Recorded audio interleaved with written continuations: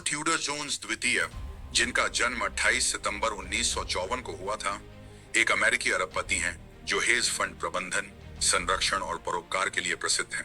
उन्होंने 1980 में Stamford, Connecticut स्थित ट्यूडर इन्वेस्टमेंट कॉरपोरेशन की स्थापना की, जो एक हेज फंड प्रबंधन कंपनी है। 8 साल बाद उन्होंने रॉबिन हुड फाउंडेशन की स्थापना की, जिसका उद्देश्य गरीबी को कम करना है। अप्रैल 2022 तक उनकी कुल संपत्ति का अनुमान लगभग 7 अरब 30 करोड़ डॉलर लगाया गया था।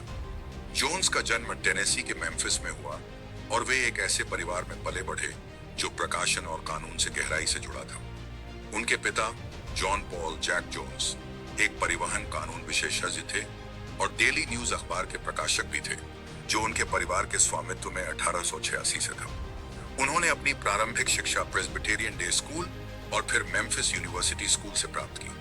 इसके बाद उन्होंने यूनिवर्सिटी ऑफ वर्जीनिया में स्नातक की पढ़ाई की, जहां वे बॉक्सिंग में सक्रिय थे और सिग्मा अल्फा एप्सिलन बिरादरी के अध्यक्ष भी रहे। पढ़ाई का खर्च उठाने के लिए उन्होंने पारिवारिक अखबार में पॉल ईगल के नाम से लेखन किया। 1976 में उन्होंने अर्थशास्त्र में स्नातक की डिग्री प्राप्त की। हालांकि उन्हें 1980 के दशक में हार्वर्ड बिजनेस स्कूल में प्रवेश मिला, लेकिन उन्होंने वहां पढ़ाई नहीं की। यूनिवर्सिटी ऑफ वर्जीनिया से स्नातक होने के बाद 1976 में उन्होंने अपने चचेरे भाई विलियम डोनावंट जूनियर से ट्रेडिंग में करियर शुरू करने में मदद मांगी। डोनावंट, जो डोनावंट एंटरप्राइजेस के सीईओ थे, ने उन्हें न्यू ऑरलियंस के एक प्रसिद्ध कमोडिटी ब्रोकर इलिगेली से मिलवाया। डुलिस के मार्गदर्शन में जोन्स ने न्यूयॉर्क कॉटन एक्सचेंज में कॉटन फ्यूचर्स ट्रेडिंग सीखी, लेकिन पार्टी के बाद एक बार ऑफिस में सो जाने पर उन्हें नौकरी से निकाल दिया गया। 1976 से 1980 तक वे ईएफ ह्यूटन कंपनी में कमोडिटी ब्रोकर रहे और वहीं उनकी मुलाकात ग्लेन डुबिन से हुई। उनकी लंबी दोस्ती बनी। 1980 में उन्होंने ट्यूडर इन्वेस्टमेंट कॉरपोरेशन की स्थापना की, जो 2222 तक लगभग 12 अरब डॉलर की संपत्ति का प्रबंधन करती है। कंपनी वैश्विक मैक्रो ट्रेडिंग, इक्विटी निवेश, उभरते बाजारों और वेंचर कैपिटल समेत कई क्षेत्रों में निवेश करती है। ट्यूडर इन्वेस्टमेंट कॉरपोरेशन की फीस संरचना पारंपरिक मानकों से अलग है। यह प्रबंधन अधीन संपत्ति पर प्रतिवर्ष 4% और लाभ का 23% शुल्क लेती है। शुरुआत में डोनावंट और डुलिस से उन्हें $30,000 का निवेश प्राप्त हुआ। कॉटन ट्रेडिंग में विशेषज्ञता के बल पर उन्होंने अन्य कमोडिटीज और वित्तीय उपकरणों में भी विस्तार किया। 1987 के ब्लैक मंडे मार्केट क्रैश की सफल भविष्यवाणी करके उन्होंने बड़ी कमाई की। 1990 के दशक में जापानी शेयर बाजार में आई गिरावट से भी उन्होंने लाभ कमाया और 87.4% रिटर्न दिया। हालांकि 1984 में उन्हें एसईसी के साथ $8 लाख के समझौते में अपटिक रूल के उल्लंघन का आरोप झेलना पड़ा। 2000 के बाद उन्हें केंद्रीय बैंकों की नीतियों और बढ़ती प्रतिस्पर्धा को देखते हुए अधिक रूढ़िवादी निवेश रणनीति अपनाई। 1980 के दशक के मध्य में वह मीडिया में चर्चा का विषय बन गए, जब इंस्टीट्यूशनल इन्वेस्टर पत्रिका ने उन्हें मॉडलों और पार्टी लाइफस्टाइल पसंद करने वाले व्यक्ति के रूप में चित्रित किया। वॉल स्ट्रीट जर्नल ने उन्हें क्यूट्रॉन मैन कहा।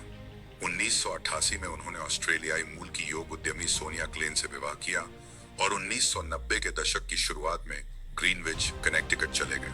उनके 4 बच्चे हैं, जिनमें सबसे बड़ी बेटी कैरोलिन एक लोकप्रिय कंट्री पॉप गायिका है और हाल ही में जैक ब्राउन बैंड से जुड़ी है।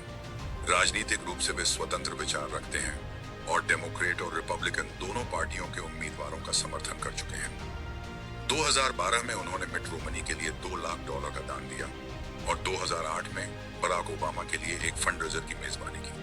उन्होंने फ्यूचर इंडस्ट्री एसोसिएशन के निदेशक और फ्यूचर्स इंडस्ट्री इंस्टीट्यूट, अब इंस्टीट्यूट फॉर फाइनेंशियल मार्केट्स, की स्थापना में भी भूमिका निभाई। उन्होंने अमेरिका की फ्यूचर्स एक्सचेंजों के लिए नैतिकता प्रशिक्षण पाठ्यक्रमों को अनिवार्य बनाए जाने में भी योगदान दिया। 2012 में जोन्स ने ग्लेन डुबिन या टिमोथी ब्रैकेट के साथ मिलकर लुइस ड्रेफस हाइब्रिज एनर्जी को खरीदा और उसका नाम बदलकर कास्टलेटन इंटरनेशनल एलएलसी रखा। यह कदम उन्हें ऊर्जा व्यापार क्षेत्र में भी ले आया। उनके वैश्विक मैक्रो ट्रेडिंग के दृष्टिकोण की नींव तकनीकी विश्लेषण में है, खासकर बाजार की गति पर। हालांकि उन्होंने 1990 के दशक के टेक बूम के दौरान तकनीकी स्टार्टअप्स में निवेश न करने पर अफसोस जताया। 2020 में उन्होंने खुलासा किया कि वे मुद्रास्फीति से बचाव के लिए बिटकॉइन रखते हैं, जिससे उनकी नई रणनीतियों को अपनाने की इच्छा झलकती है। फोर्ब्स पत्रिका ने नवंबर 2019 में उनकी संपत्ति का अनुमान 5 अरब 30 करोड़ लगाया।